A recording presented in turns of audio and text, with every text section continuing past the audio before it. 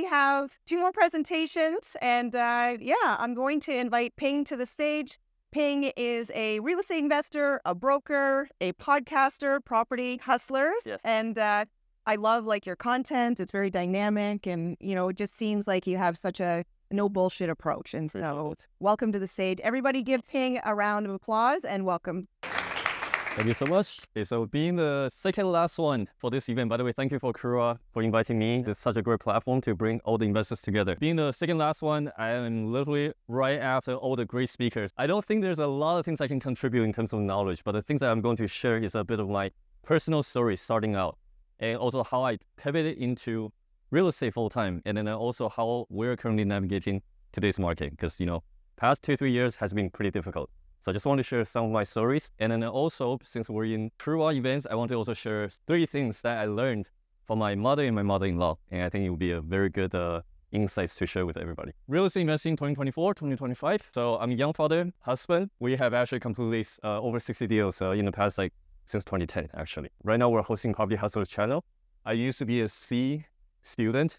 I was a failed engineer. Actually, my mother's side of the family is all in the manufacturing and all that stuff. So they had a whole high hope for me going into that, but couldn't stick around for too long. I have always been passionate about entrepreneurship, running a business. Like I mentioned, I want to share 3 lessons that I learned from my mother-in-law, throughout this whole journey, our current approach into this market. So let's look at this photo. It's I wasn't really proud of that look. I was fresh off the boat. I used to be a really big talker in the family, never graduated anything, and then I barely passed engineering program at McMaster University. And then I was feeling lost and then no confidence, but I was always acting like I had a lot. One of the things that I realized looking back is that real estate business actually changed or saved my life. Part of the reason was because he actually taught me so many different things throughout this whole career. I always knew that engineering program wasn't actually the right thing for me, the right path for me.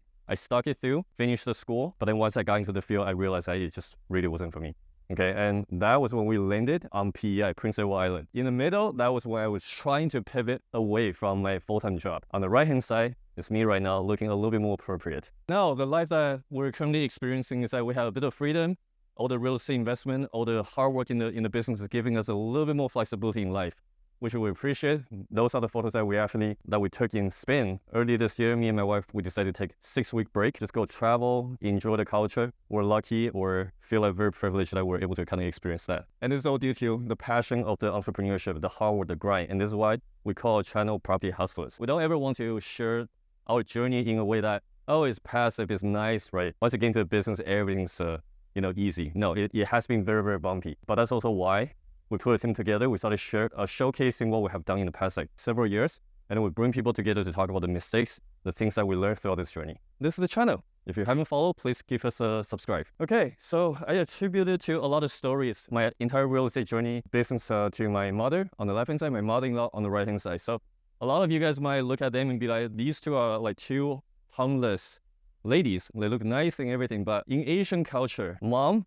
they're very business savage. Well, look at Cherry. Cherry is very business savage. So both my mother and my mother-in-law, they actually had a lot of hands-on experience back in Taiwan while I was growing up. They both ran multiple different businesses. They were into real estate investing. They built a portfolio so that we could actually move here. So lesson number 1 is that my mom always taught me that you want to be directionally correct. And what that means is that she looked at how I was performing in school, in elementary school, middle school, high school. And then after I got into the engineering program, she saw me, she's just Ping, you're probably not going to do that well, but that's okay. We still love you. But the things that you have to do is to get into real estate, because that's how we started building the wealth over time. Since you're not that great at school, like your brother did, how your brother was performing in school, let's get you into real estate earlier.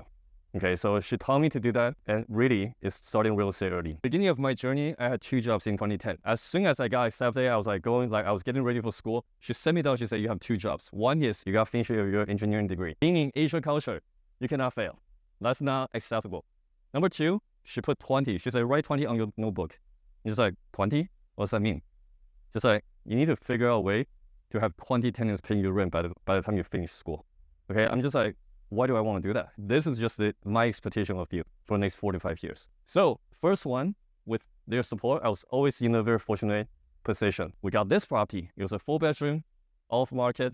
She taught me exactly how to actually search on MLS, look for comparables and all that stuff. At that time, there was not enough information, but she just kind of walked me through it, and then she asked me to go around, drive around with her so that we can look for properties with a for sale sign. We actually scored this one.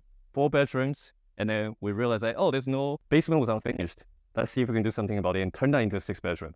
So that was my first one. My second one, on the left-hand side, on Klein Avenue South, 4-bedroom, turned that into 7-bedroom in 2012. On the right-hand side was a 5-bedroom into 8-bedroom in 2013. The last one is 4 bedrooms into 7 bedrooms. So every single one that she taught me was that you have to be implementing some sort of value-add strategy so that we can actually acquire property. And the reason why you wanted to do that is because, number one, at least you're not paying premium price. You get to do a bit of work in here. And number two, once you started creating a couple more rooms, right, at least you get to keep 1 to 2 rooms of net profit after all the expenses.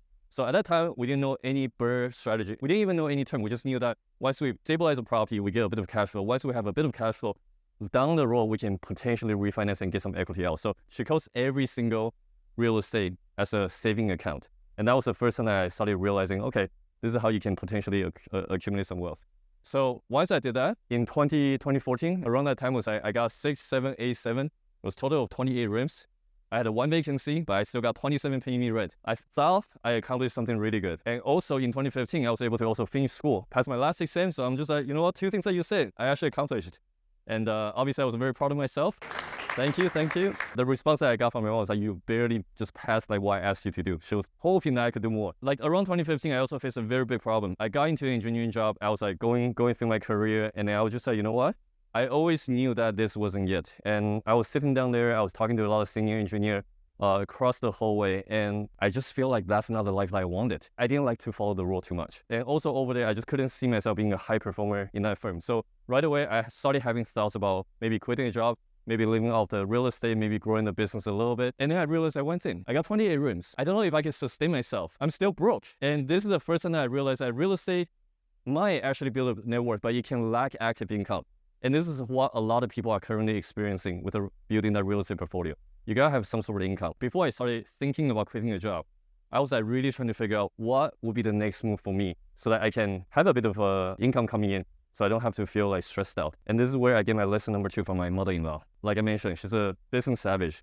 She has over 20 employees back in Taiwan when she was running business. She has 3 successful businesses. That's actually how I met my wife. They were able to move the entire family here. The things that she taught me is that you gotta figure out how to create a business income. Okay, you gotta figure out how to protect your cash flow. She asked me one thing that I always remember is that we keep talking about the rental income, but where's the business income? Real estate investment is completely different from running a business. Running a business, you have much higher ROI. Running a real estate investment, you're only looking at maybe 10, 12, 15%. And that's not nearly enough if your size of capital is small. She gave me the idea, you got to figure out how to protect your income. And then I started thinking, what do I need to do to actually be able to replace my income? What do I need to do? And that's actually my very first office. And around that time, I also met my business partner, Andrew, who's sitting right here. And we decided, hey, listen, we got to do something together. And the very first one we did was, start coming up with some ideas. Okay, this is just us back in the day trying to figure things out, do a lot of grind. And then we end up coming up with a couple different ideas. Number one, in real estate, how do we actually get that active income? Wholesale or flip? One of them. Okay, we should probably do that. And we actually did it. So we did that, and then we realized that flip takes a long time to get paid. And what happens when the market shifts to a different direction? There's a lot of uncontrollable. And then we started thinking about maybe we should do property management. Why is that? 2 reasons. One is we need capital anyway, and we're about to run out of the investor list. And number 2 is that we want recurring income. And even though property management is not an easy thing to do, but we didn't know any better. We literally didn't know how challenging it can be, but we started anyway. And then once we started building the property management business, the next thing we noticed in 2017, 2018 was that we have 40 clients. And out of 40 clients in the past 2-3 years, we see them buying, selling properties without us, using other people's agent. And then I did a calculation. I used around 19 or 18 or 19. I divided by 40. I'm like, almost 50% of clients bought or sold a property. And that's where the real estate sales idea came in. And that's how I got my realtor license. And then we started operating the business this way to draw that active income in. For the investment side, we also started thinking about what would be the best way to continue to create that cash flow. Now that the business is growing, we want to figure out how to allocate the funds into the real estate investment. And the very first style in 2015, 2016 was that price point has gone up from $272K, which was the purchase price for my very first property, has gone up to $400, $450K. In some cases, it would be $500K. I'm just like, the number doesn't even make any sense for the cash flow that we're looking for. So first thing first, how do we get into the more affordable market? And then St. Catharines, the market of St. Catharines really came into our discussion. We also learned how to raise capital. Because at that time, we're just like, I'm not going to continue to save up or continue to wait until I have an ability to pull trigger.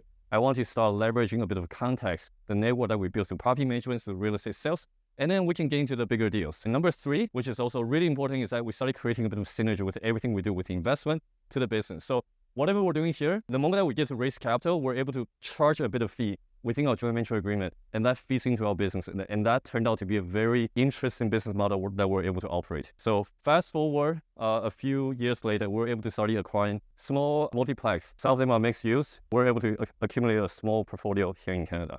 Okay, lesson number 3 is also something really important, which is how do we actually pivot and start looking for the blue ocean?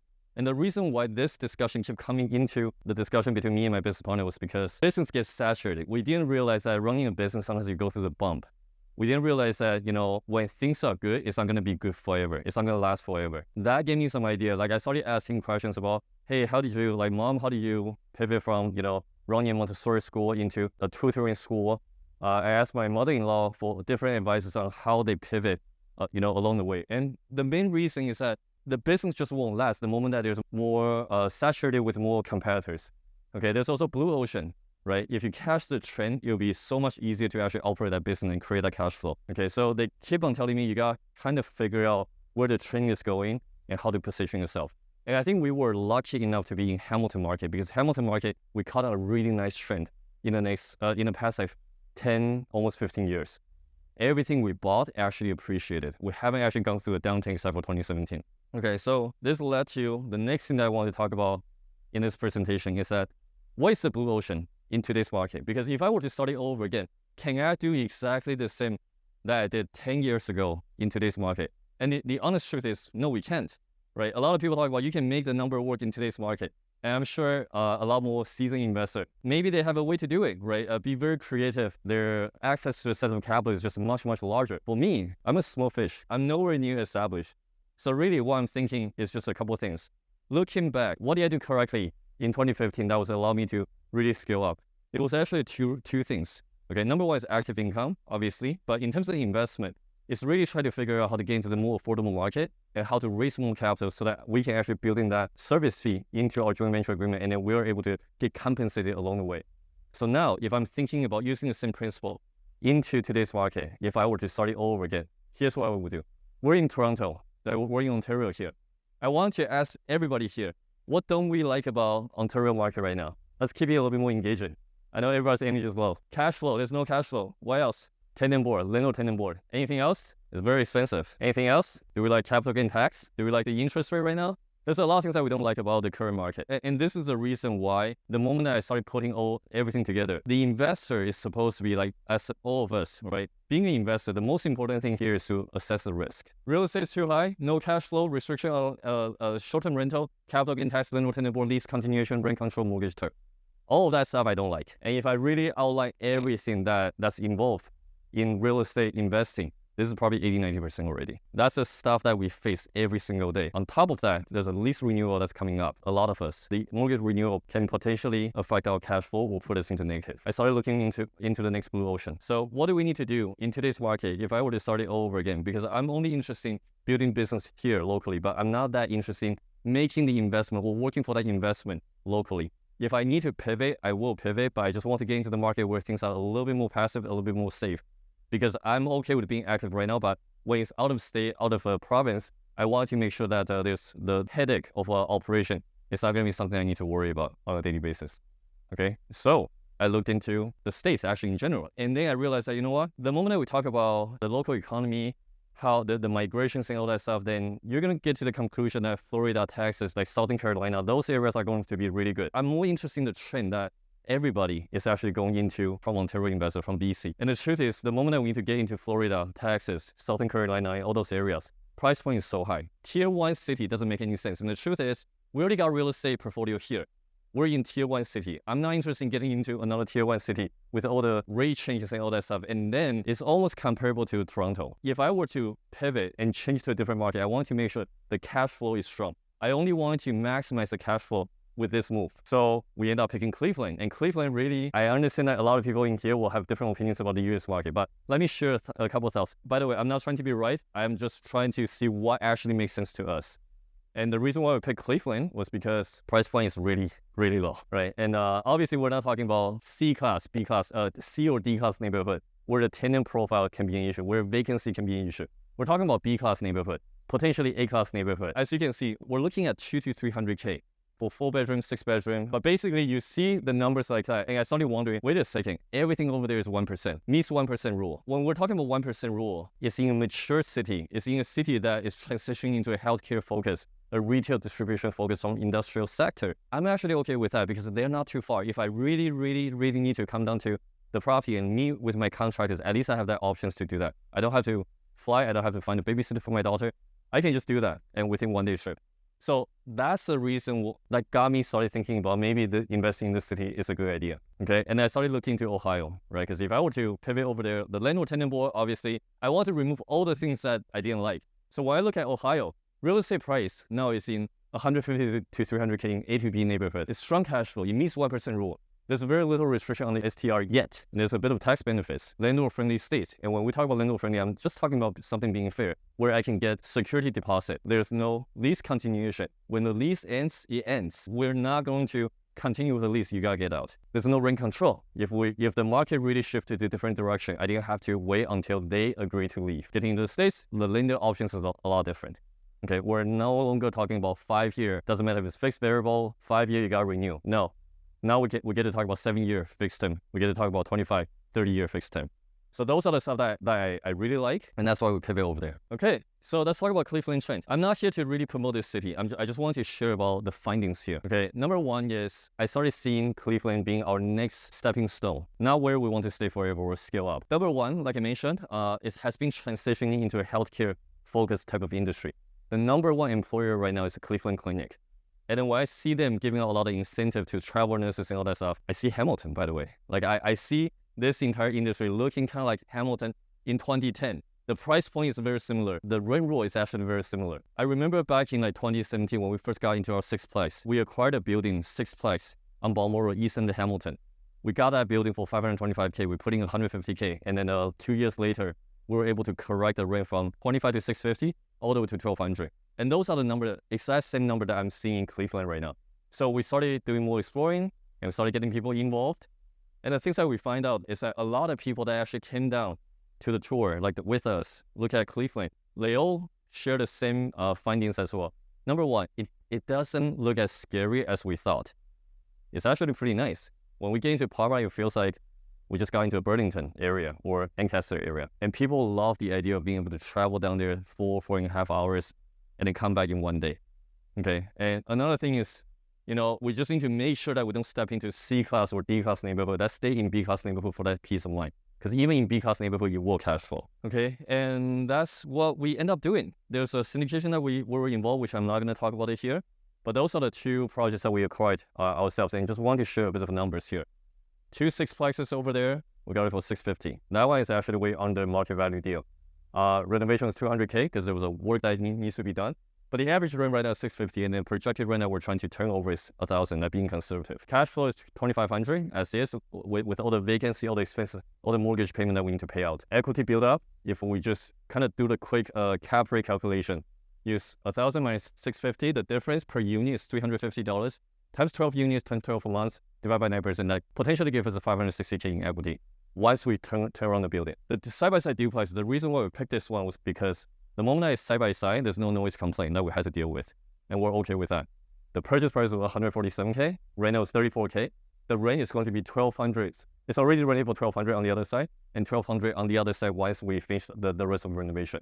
This one, we got it all cash, no mortgage, and cash flow currently is $1,300. So the number works. It works so much nicer than all the buildings that we own here in Hamilton. When we're really looking at the investment side, sometimes we talk about passive investing, sometimes we talk about how to operate a business. At the end of the day, what's easier? Is it trying to make the number work here in Ontario? Is that easier, or overcoming the fear of out-of-state investing, where you're feeling like you don't have that much control of your asset?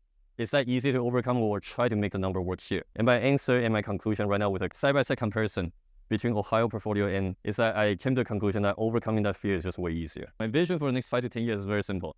I'm gonna stick to the 3 things that I learned. Okay, from my mother and my mother-in-law, I want to focus on being directional correct. If I know Ontario is no longer the direction I want to be in the next 10 years, I'm going to pivot right now.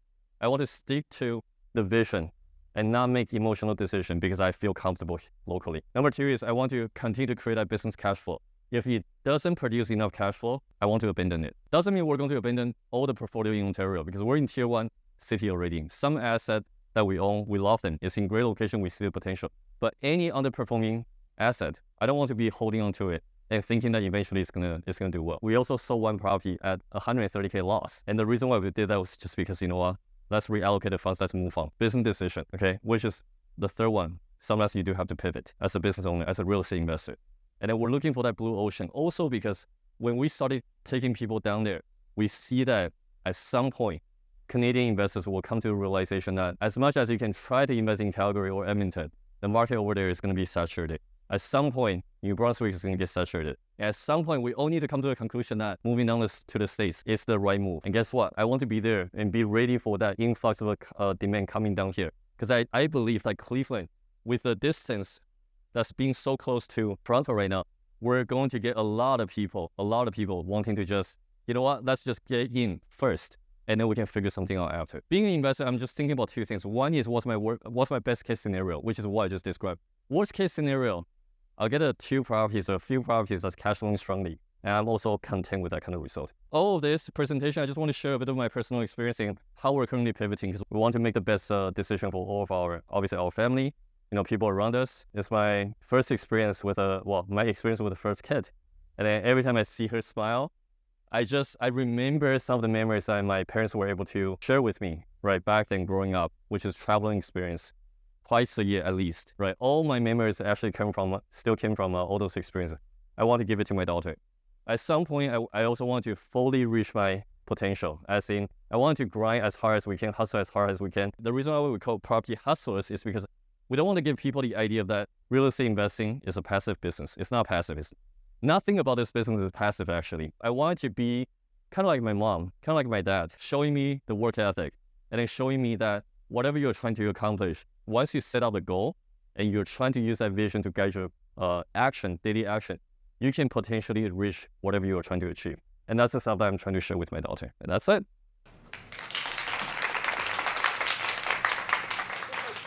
Anybody has any questions? What is your strategy when you're investing in the U.S. in terms of running your renovation? Are you down there for them, or do you have somebody that you trust wholeheartedly to do that? Yeah, great question. And so I always recommend for the very first property, try to find something as turnkey as possible, because we don't know the people, we don't know the market yet. A lot of things we don't know what to expect. I definitely would recommend find something turnkey as long as it cash flows, right? Looking back in Hamilton market, a lot of people probably got in with also turnkey, like student rental, no renovation needed. And they probably got it around like 300, 400, 500K, thinking that I pay premium on that piece of real estate. But then over time, that small appreciation, forced appreciation won't actually matter. So if I were to advise anybody, and the reason why we're doing a bit of renovation is because based on our comfort level, we're okay with doing that. But for anybody who's just starting, find turnkey because it will cash flow. But in terms of now, like Sure. that one that you showed that you threw 35,000 at, Yeah. Who ran out for you, or did you do? Property manager. Yeah, but we always do 3-quote system. Any quotes that's been provided to us, we want to verify with our own context as well, and we just want to compare the quotes. We always need to budget a little bit more markups or margins for other contractors because that's their business. Now, let's talk about the nurture cycle for pivoting your Canadian investors to now invest in your U.S. deals. And is it the challenging? What's the education gap? Yeah, so the question I have is that are you referring to our own clients, like management clients and sales clients, or are you referring to our own investors in our deals? Our investors. Okay, so the question here, is it easy to actually convince them to change from a Canadian portfolio into US portfolio? So real estate business, the answer, short answer is yes. It's actually very easy. And the reason why I say that is because people invest in people invest in operator, especially the past 2-3 years, right? With all the interest going up, right? We had to do a lot of damage control. And by doing those and by keeping them always updated on a regular basis, they actually still trust us. And when we do the direct comparison between Ontario market versus Ohio market, it's such an easy decision to just be like, hey, listen, let's stop this, hoping for appreciation. Let's get into a different market. Wait for that appreciation, but in the meantime, at least we have a bit of cash flow coming in. So to answer your question, is that it has actually been very easy. And it's also one of our strategy, happy to share with everybody, is that a lot of our current listings is also being converted by the same approach. Yeah, we're educating people to invest in the States, and therefore, no reason to continue to hold that property, hoping for that appreciation. If you were starting fresh again and you didn't have a main portfolio and you wanted to deploy capital at the Saints, but you needed investors, what do you think your first system and this would be there to cultivate? How much capital do I have to start it off? Let's say you need $4 million $4 million. Well, how much money do I have? and try to get investors interested. Okay. Bought an asset, you have to raise capital for it. What would you do with your Okay. all over again? Okay. So the question is that what can I do to start it all over again if I didn't have any capital? Right. Okay. Well, so a couple of things. Number one is if I don't have any resource, the very first thing is I may not even try to invest. And this is the stuff that I always want to kind of share with a lot of newer investors is that investing into a market that you have no idea and you try to raise capital. We talked about the risk management earlier, right? I may not do that. I might just become a service provider. I might try to find deals for the investors. And I might try to just figure out how to monetize a little bit, bring out my capital. The moment I have 30, 40, 50K, then I got something to work with. I can work on my pitch. I can work on my different things, and that'll increase my credibility. And with that kind of credibility, then I can raise a little bit more money because I then have two things, which is something that was really important to me, which is number one, a bit of a understanding in the market, right? Because we started with property management, we started with the sales. We understand what investors are looking for, and we're in the game already. And number two is with that kind of credibility, raising capital becomes much easier because then we can talk about anything, hands on the operational stuff. And that's why 2017 with a Sixplex, I didn't share with you guys, but Sixplex, 525K with additional 150K. We raised it all cash, no mortgage from our management clients. So if I were to start it over again, my very first step is really to just figure out a way to provide service to the investor so I can make money while learning. Did I answer your question? Sort of. If you didn't actually have an African business here, and you did have all that, it doesn't have it. But if the question is that I have the right resource and then I'm just trying to help the clients pivot into the Ohio market, the things I would do is I will build a list, investor list. I will have a very clear target. We show the 15, 20 people that I need to talk to. And then I will do a soft pitch, meaning I'll ask them, hey, do you guys know anybody who might be interested in getting into the US market? Create a bit of FOMO. Let them get back to me and say, whoa, we are. I know someone, but we are. Okay, let's book a meeting, which is what I call investor meeting, self-qualification. And then I'll share all the findings I'm seeing, right? And then I won't pitch them anything, but I will talk about all my previous experience or all my findings. And then the last one is when they give me an answer that, hey, listen, we're in. Right? Okay. If there's something similar that comes to my table, I'll give you a call. So hard pitch is 2 days later, a week later, I'll probably reach out and be like, hey, so-and-so, you say you're ready for this amount. I actually got something that I'm going to lock in. I'm going to actually pitch it to my other investors. You say you might be interested, so I'm reaching out to you and see if I can get that locked in. Right? So those are the 4-step process that we always use to raise our own projects. Thank you so much. Thank you, Ping. Everybody give him one last round of applause. Thank you so much. Thank you.